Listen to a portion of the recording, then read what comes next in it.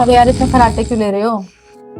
अबे कुछ नहीं, मुझे ना पिछले 1-1.5 साल से प्रॉब्लम चल रही है। तुझे पता है ये डीएनएस भी हो सकता है। ये डीएनएस क्या होता है? डीएनएस का मतलब डेविएटेड नेसल सेप्टम होता है, जिसमें आपकी नाक की हड्डी टेढ़ी हो जाती है। और इसका पता कैसे लगता है? अगर तुझे सांस लेने में दिक्कत आ रही है या सोते वक्त खराटे आ रहे हैं तो ये डीएनएस हो सकता है। इसका तो फिर इलाज सर्जरी होएगी? अरे नहीं, मैं तुझे कुछ सिंपल होम रेमेडीज बताती हूँ जिससे तू ये क्योर कर सकते हो। पहले तो 2 बूंद तिल का तेल नाक में डालना है और अपनी डाइट में हल्दी को यूज़ करना है, और साथ ही प्राणायाम भी करो।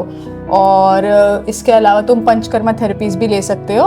और साथ ही एक रसम बताती हूँ जिसमें आंवला, हल्दी, काली मिर्च, दालचीनी, इन सबको इंक्लूड करो, और ये रसम काफ़ी फायदेमंद है। तो आपको सब कुछ कैसे पता लगता है?